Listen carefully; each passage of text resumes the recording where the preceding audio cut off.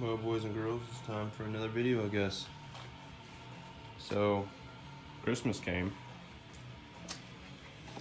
If anyone can guess what this is, you win a prize. Hey. So, I got my AC in. And all the goodies. Not the wrench, obviously, but I started to install last night, just piddling. The only thing I got in so far is the little air block-off plate that goes over this air intake underneath the cowl. Siliconed it, screwed it in with some self-tappers. They tell you to drill holes and put in whatever wood screw type thing, little metal sheet, metal screw, whatever. Self-tapper did the trick. 2 for 1. Anyways, I went to go to the next step, which was siliconing the little plate, which is this plate right here. They tell you to silicone around it, and it covers the original blower motor hole. And just silicone around it, and it screws in with these 4 bolts. And I think this, it says an OEM dimple. My firewall was replaced with a dynacorn. I'm assuming these are the dimples that it talks about, which, if it is, that's one hell of a dimple, because it tells you to use a 9/32 or an 1/8 inch drill bit, depending on which part you are on the instructions. And I mean, do you center it? Where exactly do you put it in this damn thing? Anyways, the only dimples I see are this, this, and the one over right there. The tip of my finger here. There's only 3 I see. Now, the kicker is, it shows, so OEM dimple, 9/32 hole. And it shows this little hole that you're supposed to drill. The only thing I have to go off of is OEM heater core holes, which obviously I have those 2, here and here. And I have approximately 3.5 inches over. Now this is from inside the cabin view, since the heater box is going underneath the dash, since my heater core holes are towards the driver's side of the block off blower motor hole. So, driver's side of this. So under dash view, meaning that this little dimple hole is 3.5 inches towards the passenger compartment. Or no, sorry, towards the driver's side. Towards the driver's side. 3.5 inches towards the driver's side of the top heater hole. Top heater hole. What the fuck? Ain't shit here. So, apparently dynacorn screwed me on that. To the other one, this one over here. Now these are the mounting holes for this to go in. So, you know, no worries, no stress. Just, you know, just have to have this thing leveled and mounted perfectly nicely under the dash. The other one, 3 inches. Now this one is going to be towards the passenger side, approximately 3 inch of this top bolt hole of the blower motor hole. Another OEM dimple, 9/32 hole. Top hole. Not shit. And I mean, I don't even know if there's 3 inches here. Like, how are you supposed to mount something here? There's nothing. All right. I am reading this right. So just think about it. So we got heater core next in line, 4 bolts for the blower, then 3 inches over that. So if I go in line, heater holes, blower, should be a hole somewhere in this that there's no way in hell it's gonna fit. So on to the other bit. This didn't come in my box. Did not get this little block off plate. Didn't notice it the first time when I opened it up and just kind of did a quality check to make sure everything showed up undamaged. Then when I looked over this checklist that they send, okay, let's see. Oh, there it is, firewall cover number 9. They put a line through it. But when I go down through the checklist, what do you know, number 9's not crossed off. I mean, what part of inspection quality control is this? I mean, you obviously missed one. but then you signed off on it up here. What the fuck? No big deal, just $1,000 purchase that you failed to send shit out. That kind of screwed me on this weekend's work, but whatever. It's not like I was gonna get this thing installed anyways with trying to figure out where the hell to mount it. So other than that little bit, I'll have to call them tomorrow, bitch them out why they failed to send me stuff, and then ask them what the hell to go off of since they don't include any measurements for drilling holes. How I'm supposed to figure out where these rear brackets go. Because these are the brackets. I mean, it's not like I can really hold it up and mark it. That's gonna be a trick. Because this is also what places it under the dash to get its position correct. I mean, how do I know where I'm holding it to mark the holes to drill? These top ones you have to drill into the cowl yourself. And the only other complaint I see is I'm kind of regretting somewhat going this path instead of, what was the other big one? Something auto air. I don't remember what it was, but their site actually had a question and answer section that asked like why go with them over vintage. And granted, this is supposed to be a direct fit, easy peasy install, and the blower motor's close to factory, so it's supposed to be the easiest to install. I mean, obviously I'm saying that's not going to be the case, but they supposedly perform better than this, and they also say that their boxes are serviceable, which I see now that these are not. They have these little plastic rivets, but they are silicone or glued shut all the way around. The other one, apparently you can take apart and replace the core if you need to. This is send back to manufacturer is the only way you're getting it fixed, more or less, or you're busting the case open.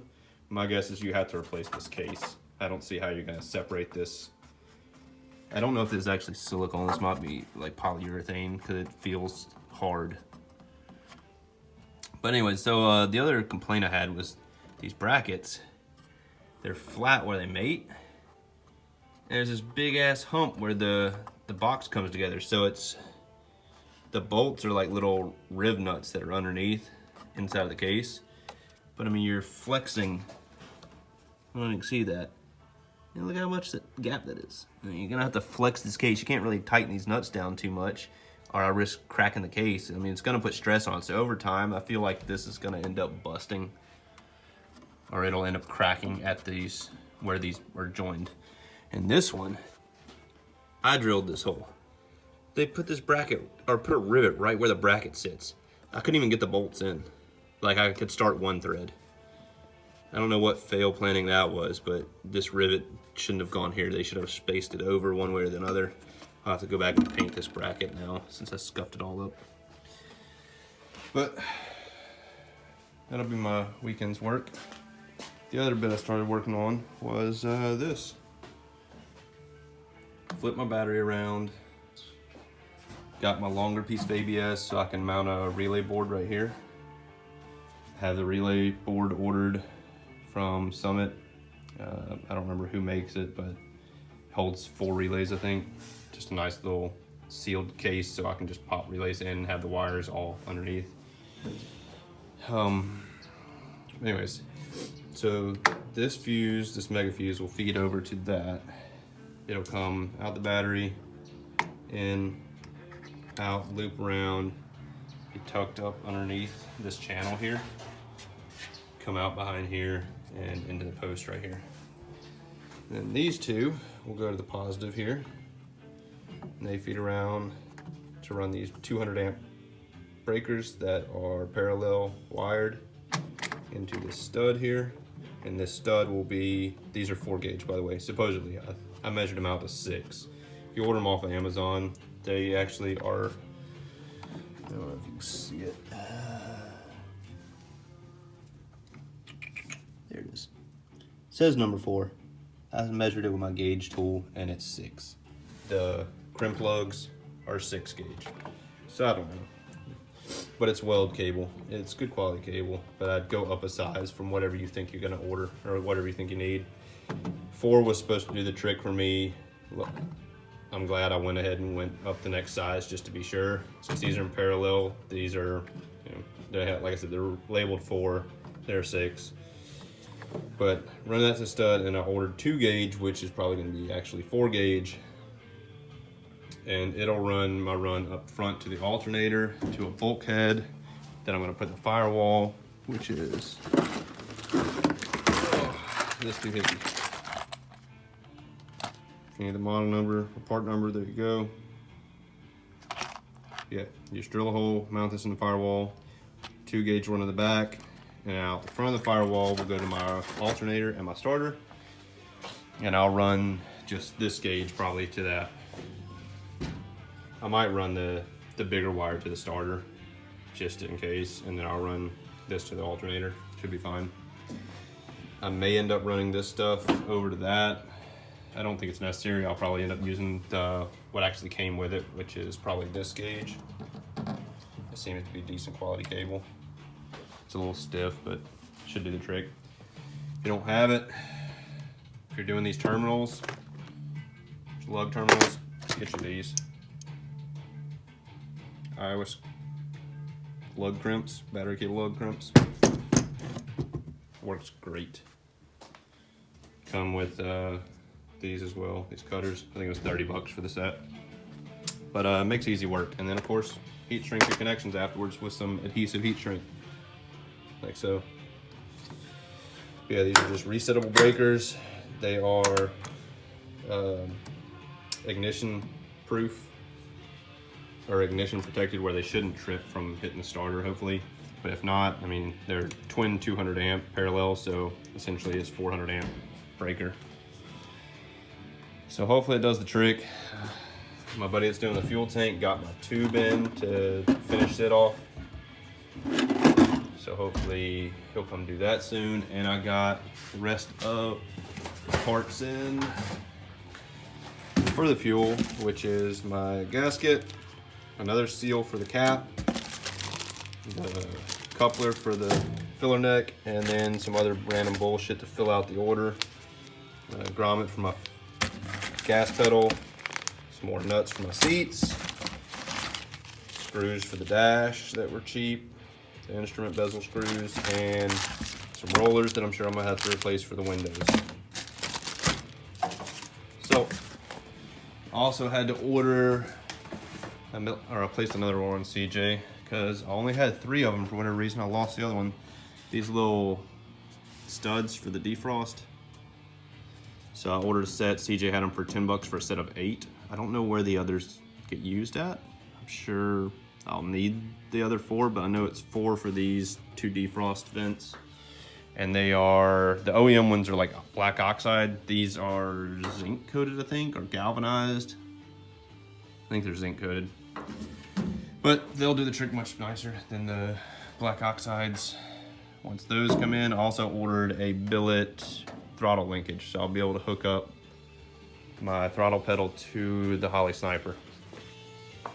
And in case you didn't see my Bobo trunk that I didn't finish blocking out quite smooth, and my hood that I painted.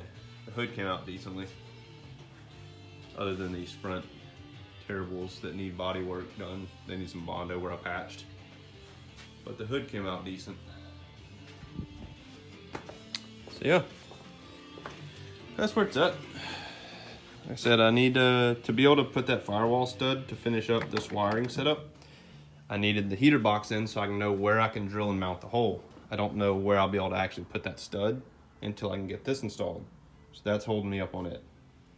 And here's the supposed, actually no, that's not it. This is the supposed 2 gauge.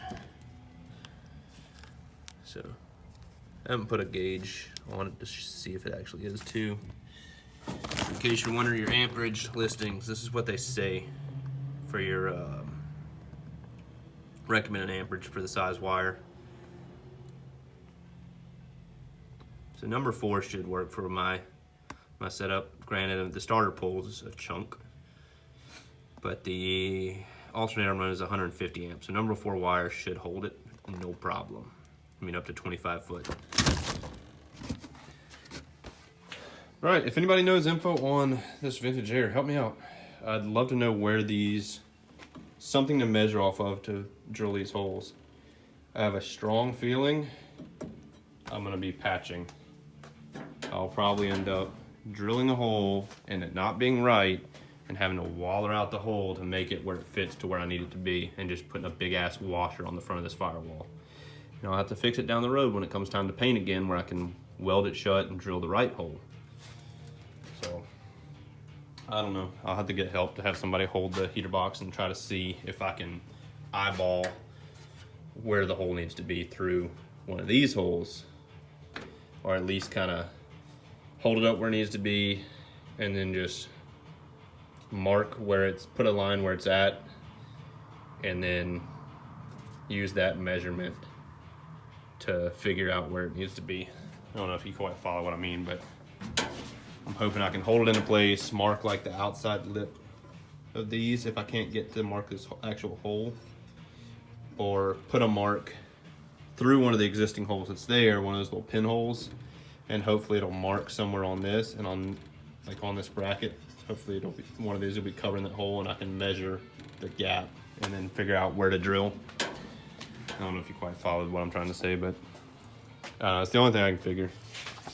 Because yeah, these instructions aren't the best. They have pictures, that's nice. I mean, they're hand drawn, but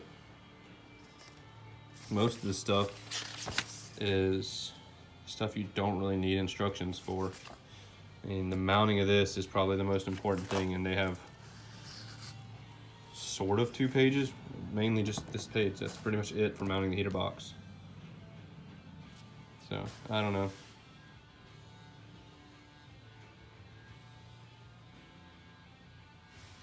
Yeah. That's talking about this.